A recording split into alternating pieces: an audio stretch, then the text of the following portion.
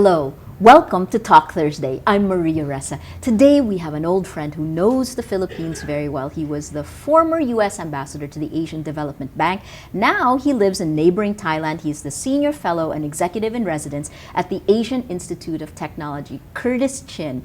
Curtis, it's good to have you back in Manila, even for a few days. Thank you so much, Maria. It's great to be back in the Philippines. I want to look at what the Philippines looks like from outside. I mean, the Philippine government has pointed out the numbers are fantastic. According to them, the Philippines is the world's third fastest growing economy in the world. They talk about the stock market and how it's continually broken its own records 47 times in nearly 27 months. What do these numbers mean? You know, first I want to say, well, what terrific news for the Philippines. I think it's always great when the Philippines moves forward. You know, this was my home for so long, and I'm always pleased when the Philippines moves forward. But I was a little bit surprised.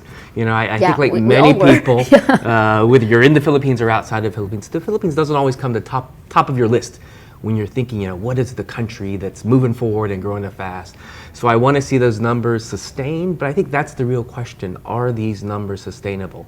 I can tell you from my base in Thailand, you know, there's a lot of talk about what does the ASEAN economic community, this common market that's supposed to be coming together in the next few years. By 2015, right? Absolutely. The ASEAN what does it mean? Right. In Thailand, they're worried. In some ways, can Thailand compete at one end at the lower cost level with Burma, Myanmar, as that labor force comes into bigger play within the community? Right. And at higher level productions, more skilled labor put into products. Will Thailand also, you know, be able to compete against Indonesia and other places?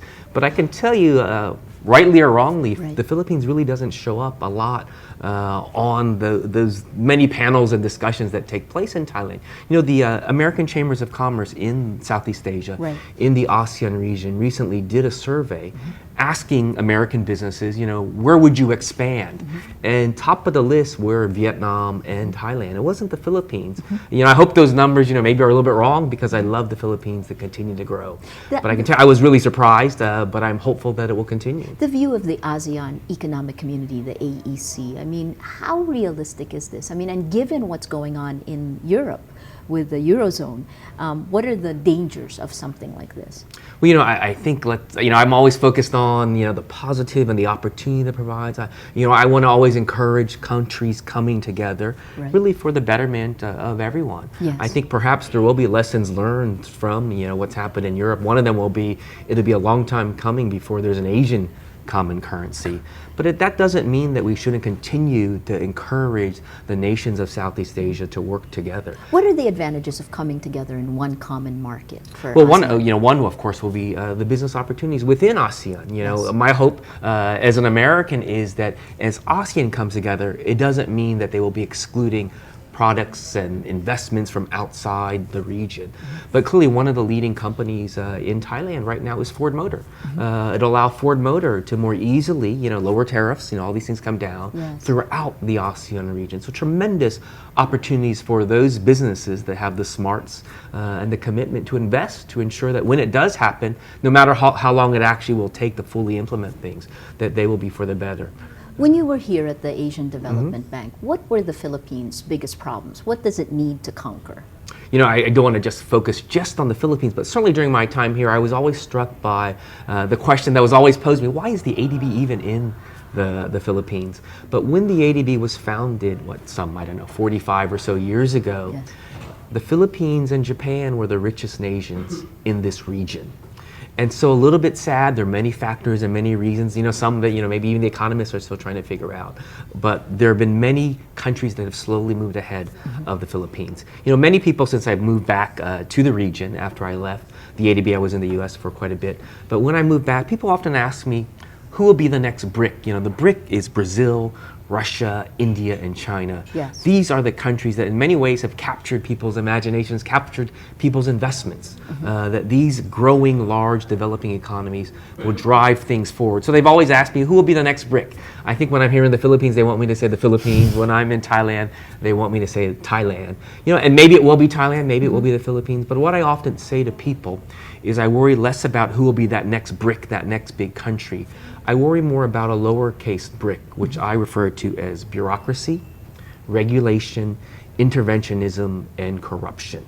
And so, you know, when I look at the Philippines, you know, I'd ask Philippine citizens, I ask development workers to ask yourselves, how does our country sit when we look at how good is our bureaucracy? It's really not the size of bureaucracy, meaning we could have a big government or a small government, but how good are the services they provide? Filipinos will know best. Regulation, clearly we need regulation, but do we have too much regulation or do we have too little regulation? Or are regulations unfairly enforced? That if you know someone, well, maybe that regulation doesn't apply to you. That's not how you're going to attract investment. Interventions, you know, when should government intervene into an economy? I must tell you here, I believe the United States hasn't been the best example, where because of the financial crisis, our US government intervened in so many ways. Hopefully whenever there's an intervention, it's as a last resort and the government quickly gets out. But that last little letter, the little c, is one I think a lot of people talk about in Asia, not just the Philippines, which is corruption. Clearly countries need to put steps in place, a rule of law to fight corruption. I think, to President Aquino's great credit, it's been one of his great priorities. Again, people will know best whether it's working. It clearly will take time, but I think countries really need to address these issues of corruption and its, I know, distant cousin cronyism and all. So when you ask me about the Philippines, I would say to you and others who know the Philippines much better than me, you know, I'm only in and out every couple months now, how is the country doing with this regard? And while we can take great pride, and we should, on the latest statistics from the Philippines, will it be the same 3 months from now, 6 months from now, 9 months from now? That's the real test. You know, I was struck just this morning, I'm reading the papers here, about the latest report from the World Bank and the International Finance Corporation, which looks at the ease of doing business in a country. The Philippines, I think, was something like 135 out of 180 or so. Really, in some ways, hasn't really moved, you know, maybe moved down 2 slots because 2 other countries were also evaluated. But one thing that struck me was a finding. Hasn't moved down, so it's like it moved down. I think it went from let's say 136 to 138. But 2 countries joined, so in a way, I think it's kind of the same. But when you look at what went into that finding, there were some interesting things where the Philippines moved down a couple steps on a couple areas, like the ease of getting electricity.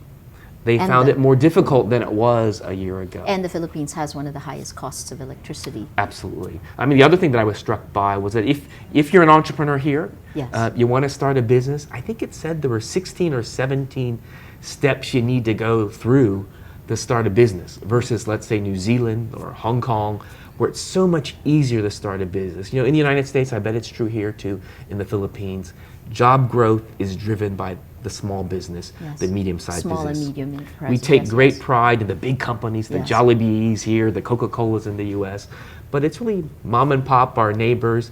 Do they have the confidence that they can take their money, invest in a business? I think that's what the Philippines needs to do more of to help ensure that they continue to have those great growth figures. Well, what we've seen now is there certainly seems to be renewed confidence.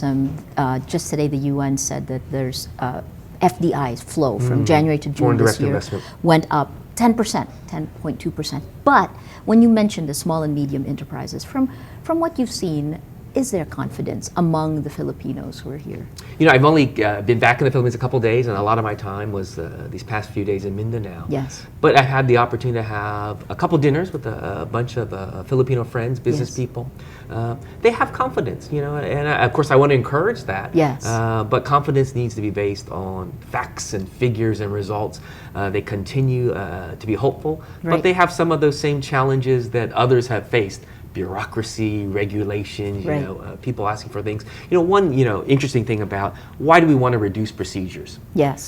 Each time you have a procedure, sometimes there's an opportunity for someone to ask you for a favor, so you get through that step to get to the next step. Corruption. Absolutely. That brings in levels of corruption. Absolutely. And here, you know, let's not just pick on the Philippines. You know, even the United States, you know, I think the United States, on the Transparency International's ratings of perceptions of how corrupt the public service is, I think the U.S. ranked only number 17.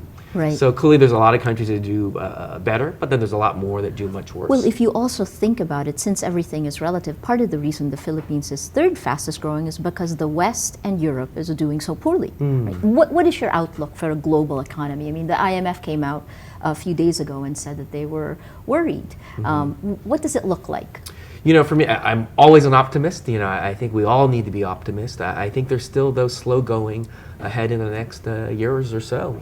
Hopefully, I'll be proven wrong. For the Western economy, for the U.S. In some ways, Europe? I personally believe it's still linked. For many years, there was a lot of discussion about the delinking of Asia Yes. to Europe and to the United States. We're all connected, and I think all the more reason we need to focus on not just our own country and what we do here, Yes. but how we all fit together and how we interact with people. That means having a rule of law, not just in individual countries, but making sure all countries play by fair trade rules. And that's been one of the challenges too. In a short time, there's going to be U.S. elections. How do you see U.S. elections? What impact will it have on Asia? I think it'll have an important impact. There's been much talk of President Obama's so-called pivot to Asia. Yes. But I wrote a piece actually recently in the Wall Street Journal, which I argued that what's missing is a business pivot to Asia. That will include a greater focus on free trade. Under the President Obama, Yes. there've really been no new real trade agreement negotiations initiated. Right now there's a lot of talk about something called the Trans-Pacific Partnership, which would bring together a lot of countries Right. Here in Asia. Right. That's going to take a while to negotiate. The last president, President Bush, I had the honor of serving under both President Bush and President Obama. Mm-hmm. But I can tell you under President Bush, there was a much greater emphasis on trade, on free trade. So clearly this election, what it means will be, how does the next leadership, whether it's President Obama or President Romney, how will they deal with issues like trade and interaction? And hopefully it'll be also about business, Yes. not just a defense pivot to Asia.